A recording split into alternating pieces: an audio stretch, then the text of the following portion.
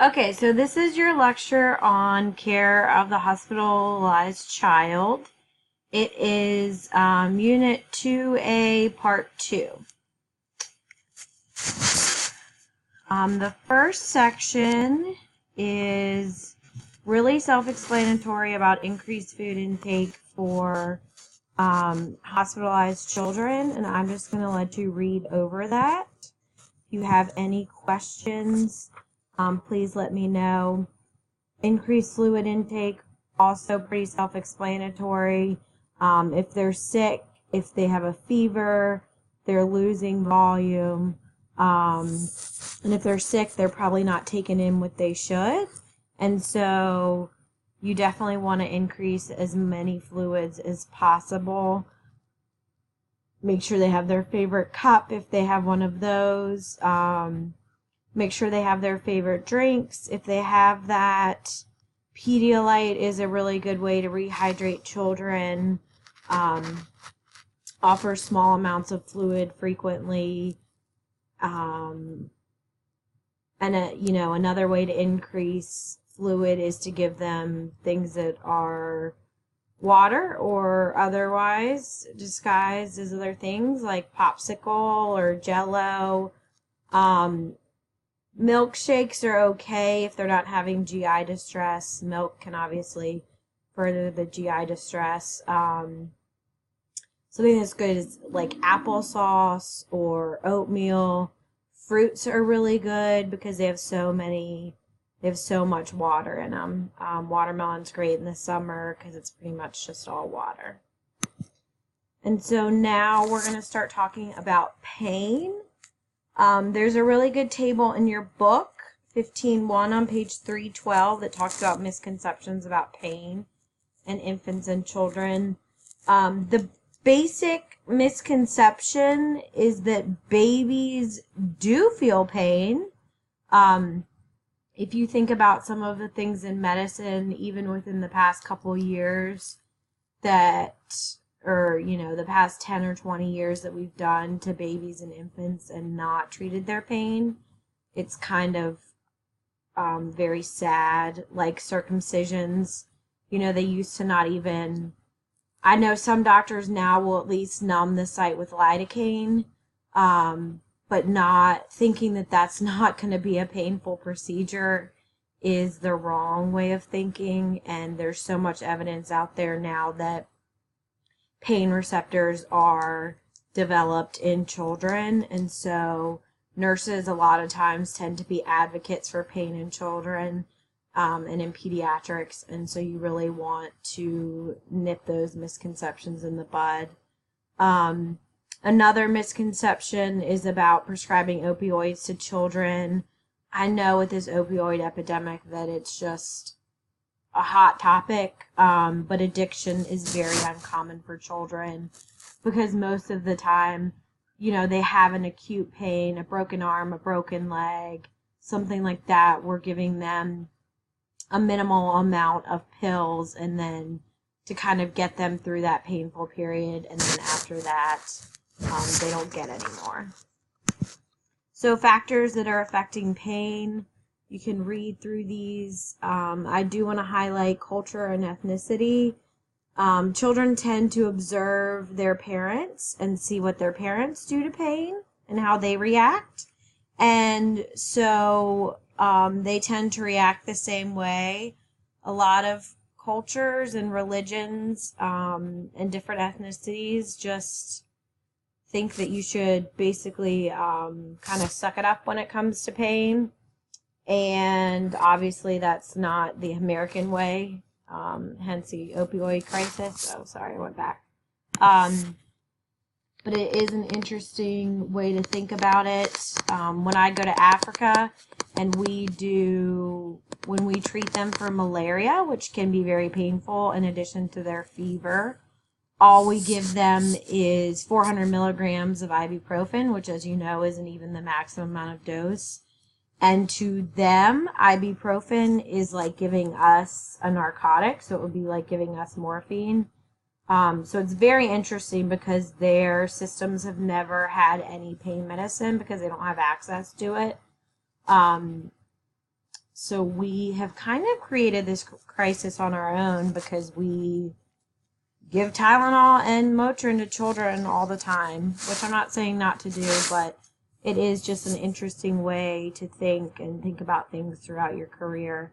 I like to try to look at the big picture because as I said on the first day, I know that not all of you are going to want to go into pediatrics, and so I want you to think about things on a grander scale as well. So I just talked about parental and also how parents respond to their child's pain. You know, if a child screams out that she's in pain and the parent coddles them and, you know, runs for the Motrin bottle as opposed to just saying, well, you'll be okay. It may hurt for a minute, but, you know, you can come and sit on my lap till it doesn't hurt and then you can go back and play.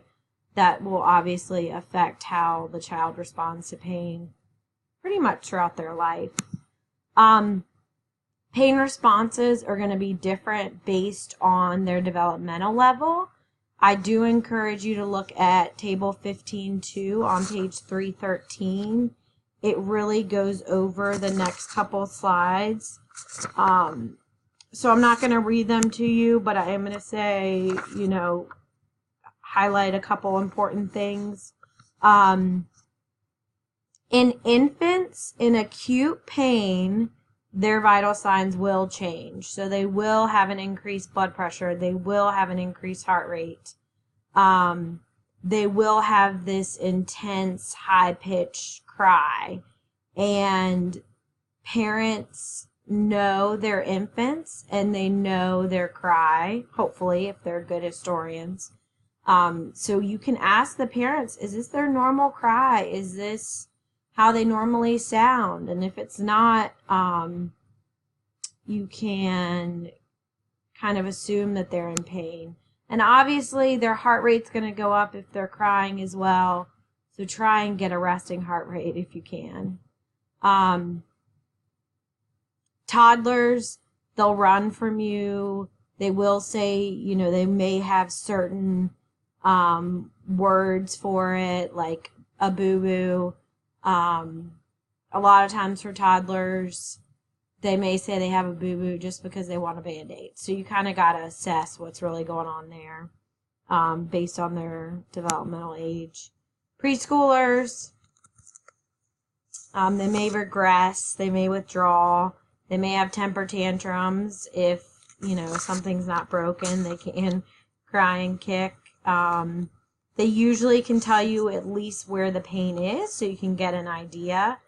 And it's interesting because just like death, they can perceive this as they are being punished for something. So obviously you want to be open and honest with them, like I just talked about with death, and tell them it's not a punishment. You know, this is a result of you falling off the swing or whatever happened.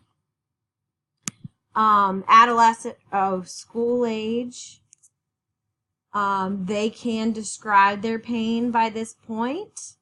Something interesting is they will try and bargain and delay painful procedures. So if they know they're getting an IV, they'll say, can you just give me 10 minutes? Can you just give me 10 minutes? And what I typically did with the nurse, because you know their developmental level, and you know that bargaining is one of their coping strategies. So you set a time frame and, you know, you go set up your IV stuff and you say, I will be back at this time and we will do the IV at that time. I would not recommend bargaining more than once because then they've got the upper hand. But realize that this is part of their developmental age and how they deal with stress.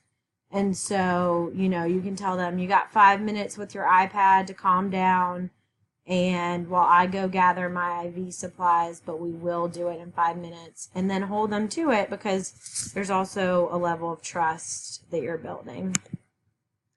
Adolescents, they understand cause and effect at this point and they can describe their pain. That's pretty self-explanatory. The way you want to assess pain, as I talked about, you want to ask the parents. You want to ask how, in your pain interview, you want to ask How do the children usually respond to pain? What is their previous experience with pain? If they've never had a broken leg or never had a broken arm, this will be the most painful thing they've ever had in their life. So just be aware of that. And, you know, if they've had a lot of issues in their past or have a chronic illness and they've had a lot of pain, they may require more opioids or they may require more pain medicine. So you really want to get a good history from the parents. So objective measures in quote unquote the pain world are hard to define. I was a pain resource nurse at VCU, and their motto is kind of pain is what they tell you it is. And you obviously can't always have pediatric patients tell you what pain is. I will tell you, so physiological indicators, typically you're going to have an increased heart rate, an increased respiratory rate, and increased blood pressure. However, the body adapts to this after only a few minutes. So that fight or flight response is going to kick in and your body is going to normalize. So if they fell at the playground and broke their arm, 15 minutes ago and called EMS, and EMS has now splinted their arm, and they may not have even gotten any pain medicine, but their body they may not be physically having any symptoms. So that's why physiological indicators are hard in the pain world. Behavioral indicators, crying, obviously, someone's in pain, so much pain that they're crying, restlessness, agitation, are all behavioral indicators. Pain scales are subjective, but again, pain is what the patient tells you it is. There are a ton of pediatric pain scales out there. I know that VCU uses the FLAC scale and the FACES scale, and then the 0 to 10 scale. The FLAC scale is more, I want to say, subjective, because it's also based on, I guarantee you that if you had 5 nurses in a room and, asked them to do a FLAC scale on an infant, that you would probably get some different answers. So the FLAC scale is hard, and the FACES scale is hard as well. I don't know that the children we use it on always understand the FACES scale. When I was in the ER, I would always try to explain to the child what the FACES represented before I, ask them what their pain was. But then it's also like, are you leading them to say what their pain is? So assessing pain is very hard. And I know that in adults, the hard and fast rule is their pain is what they say it is. There's unfortunately not really a hard and fast rule in pediatrics. So, management of pain. Obviously, we're going to try non-pharmacological measures if we can first. And I say this, unless their arm is visibly broken, we're going to go straight to pain medicine because we know it's extremely painful. But this, in my opinion, in conjunction with pharmacological methods, is definitely the best way to address pain. Dim the lights, give them a quiet environment. If it's a child or an infant, you can certainly hold or rock them or encourage the parents to. Diversional activities are amazing. When you're putting an IV in a child, have the iPod in front of them or have them on the TV and ask them questions about what's going on as opposed to what you're doing. Changing position, relaxation imagery. I know that the hospital has like a relaxation channel. Something that's not on here that can be extremely helpful are heat packs and cold packs. both of those, you know, applying ice is not only going to decrease swelling in a broken arm or something like that, but it's also going to help with that pain.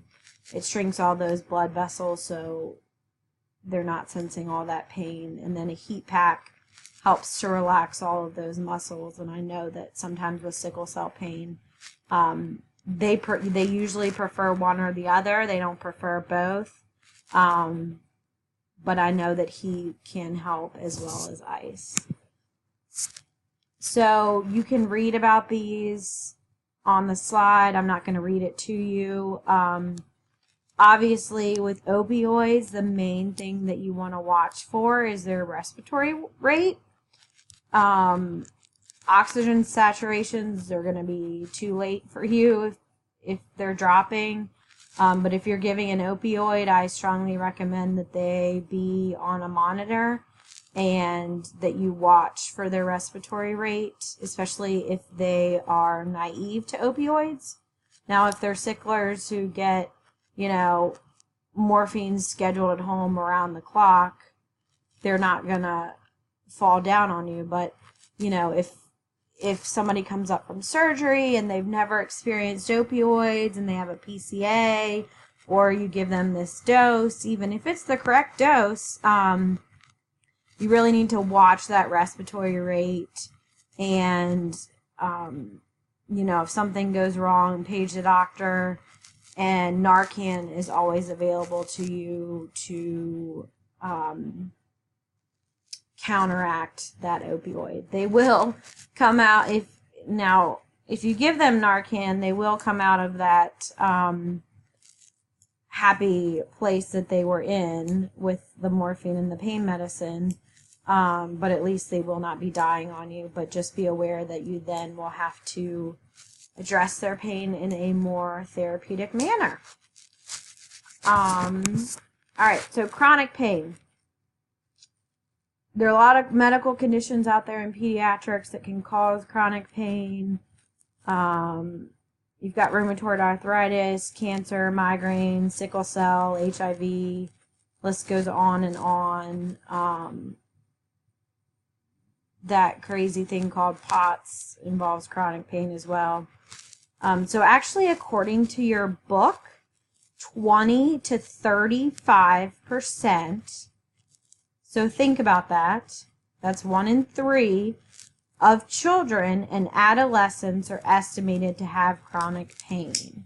So again, think about the big picture. You've got a third of children who are reporting chronic pain, and now we have this opioid epidemic. So again, I try to bring the whole picture in.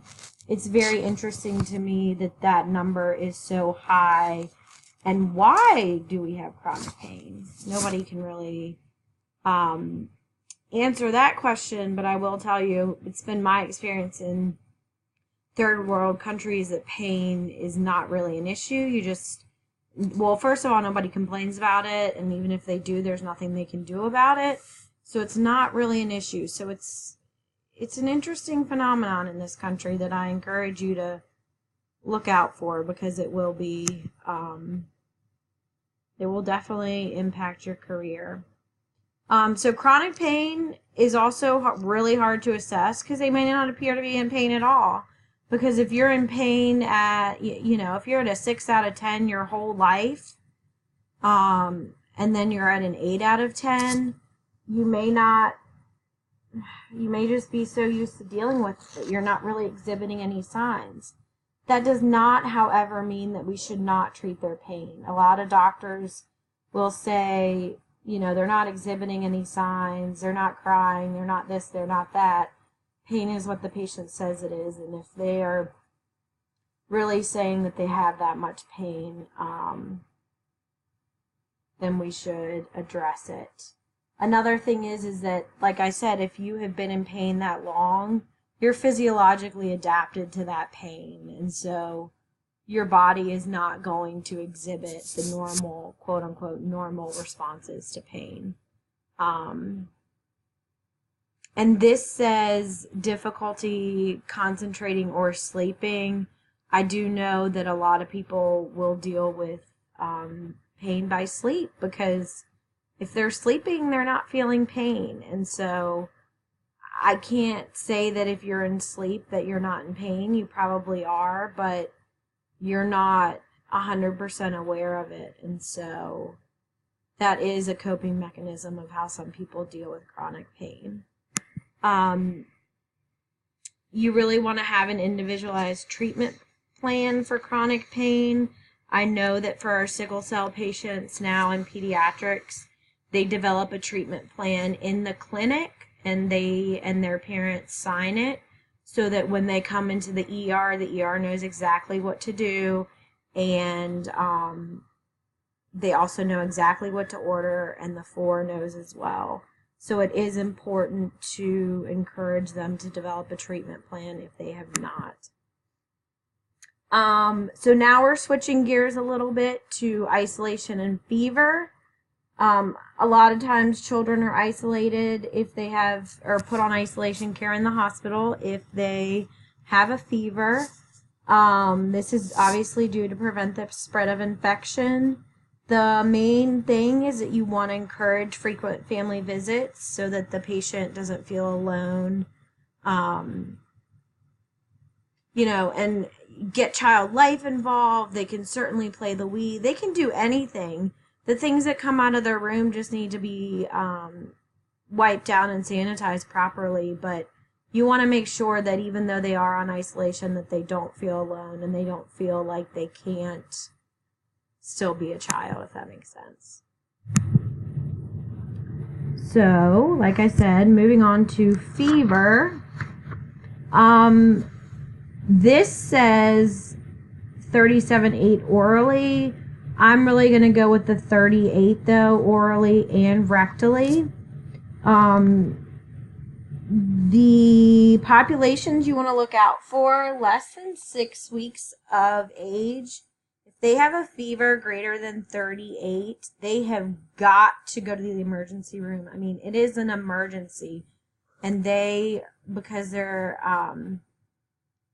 at risk for meningitis, you're gonna do a spinal tap, you're gonna do blood cultures, you're gonna do a CBC, and they will be admitted until those blood cultures and the results of that spinal tap come back. So that's an important population you want to look out for.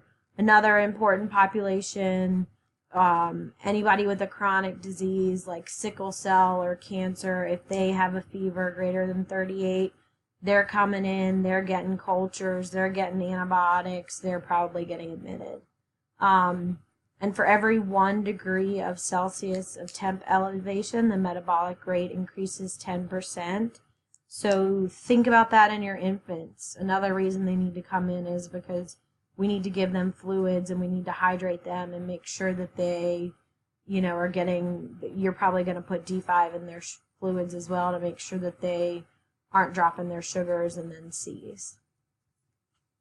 The antipyretics, we actually talked about this in class last week, but I want to address it so you guys have it verbally.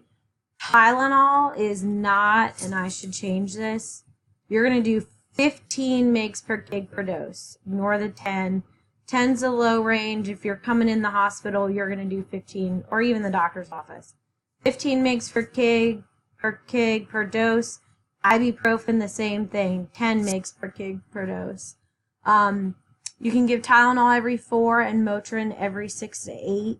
Typically what we do is we'll alternate. So say they get Tylenol 15 mg per kg at noon. At 3 o'clock, they're going to get ibuprofen 10 mg per kg. At 6 o'clock, they're going to get Tylenol 15 mg per kg. At 9 o'clock, they're going to get Motrin. So they're all getting them within their window, but they're getting something every 3 hours to make sure that fever comes down, because of them losing all of that stuff metabolically. You want to keep that fever down so that they can drink and maintain their hydration status, because it doesn't take a lot to throw an infant's hydration status off. So management of the temperature at home, you want to educate the parents on this. Light clothing, I'm talking like a onesie and maybe a light blanket. I cannot tell you the amount of parents that would bring their children into the ER and they had a temperature of 39 degrees Celsius and the child was, had 3 layers on and was covered with a fleece blanket, and that's only going to increase their temperature and make them sweat more and make them lose more fluids. So you do not want that. Keep the room cool. Obviously, you don't want it to be like 60 degrees, but room temperature is fine, but you don't want it to be hot. Sponge with tepid water. There's not a whole lot of evidence based on that, so I never really talked about it. Cooling blankets, obviously we would do that in the hospital if we just could not get the fever down. I haven't really seen that either. And then hydration, I talked about how important it is to keep them hydrated orally. And then IV as well can actually help to bring that temperature down, because if you think about it and we're giving them a bolus, a lot of times that fluid is not warmed, it's room temperature. And so it kind of distributes throughout their body and cools it down. So that is it for this lecture. If you have any questions, please let me know.